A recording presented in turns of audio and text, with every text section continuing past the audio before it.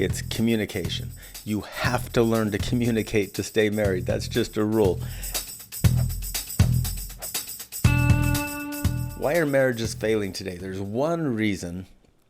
Now, Dr. Gottman did a full-on research around marriage and divorce, and he claimed that one of the predictors of divorce is contempt. And so probably contempt's opposite end of the spectrum is this level of commitment. So your level of commitment drives your marital happiness. Your level of loyalty and commitment drive your ability to stay connected and stay together. And so think through that lens. One of the number one predictors of divorce is that feeling of contempt. And the number one encourager for staying happily married and remaining in your marriage, solving problems, dealing with things, is commitment. And so the idea behind marriages failing and lack of commitment hold hands. And so the more committed you are to the marriage, obviously the more likely you are to stay married.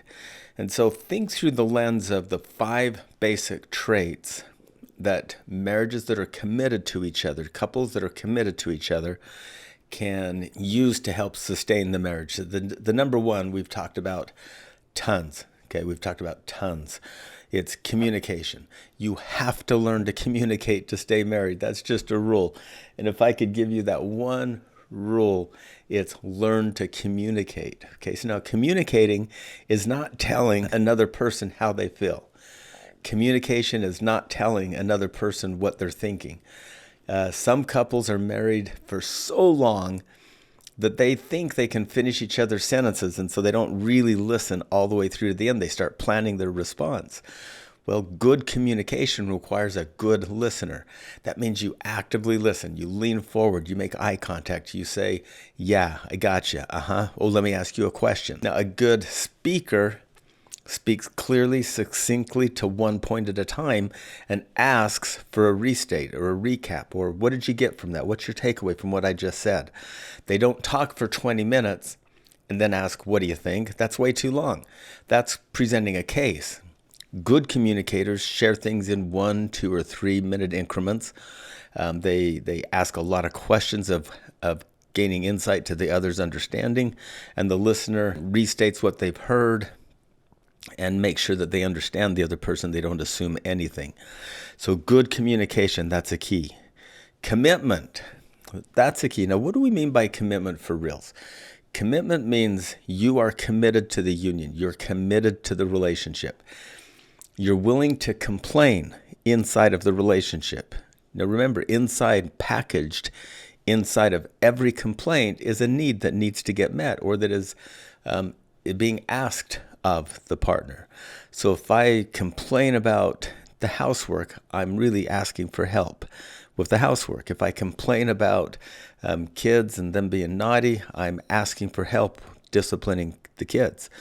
And so look at complaints as good. If I'm complaining, then I'm also saying you're important to me. I have a need that you can help me with. And I look to you as a companion. I look to you as someone I count on.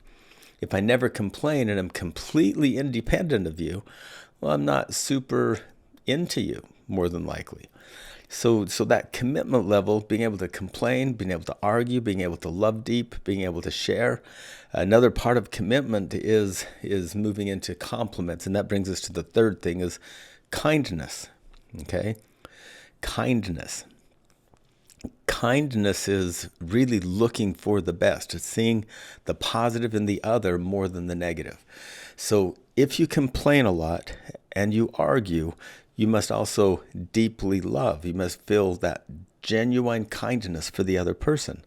You must be able to see the positive attributes and be able to comment on them and be vulnerable about them. And so this idea of kindness, it's where you compliment each other even on your differences. The number 4 one is acceptance. Being able to accept the other person and accept them for their weaknesses.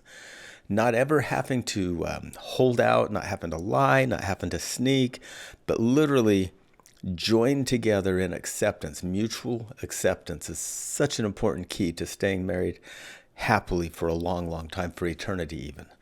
So acceptance, being able to accept your partner no matter what. okay, for better or for worse, remember? So the idea behind acceptance, it's super important that you accept each other. Final one, the number 5 basic trait of remaining happily married, happily in love, close and connected is empathic love. What do I mean by empathic love? Well, you have empathy connected to love. Empathy means you can feel for the other person. You can walk in their shoes and gain insight as to how they must be feeling. So if your spouse is complaining to you and you can hear the complaint, put yourself in their shoes and say, oh yeah, if I thought that, that would hurt. Instead of, don't think that way, I didn't mean it that way, or don't think that way, I didn't do that, or don't defend yourself, because defending yourself is the opposite of empathy. So empathy is put yourself in their shoes. Lacking empathy or telling them, defensively to get off your back. Defensiveness is asking them to walk in your shoes. So let's say your wife tells you that she's sad that you rarely get home on time after work.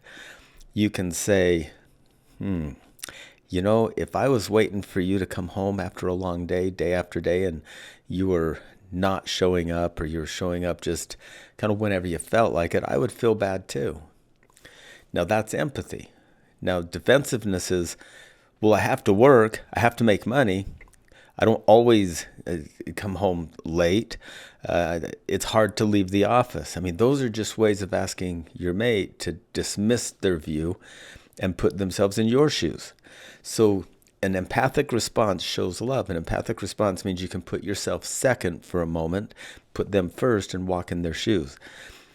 Communication, that means there's a listener and a speaker. There's no assumptions. Commitment, that means you're dedicated to each other.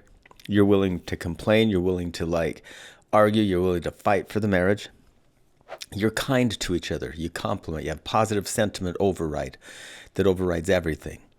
Acceptance, you accept each other for who you are and for what you are, and you accept the good and the bad. And you have empathy or empathic love.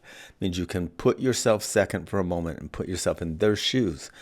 When you defend yourself, you're asking them to put themselves in your shoes. When you empathize, you put yourself off for a second and get inside of their shoes and see how their world looks. So there's the reasons. There's the reasons marriage fails. Today, that's lack of commitment, and the reasons marriage can stay together happily are those 5 traits. I think I made that make sense. We'll talk to you again.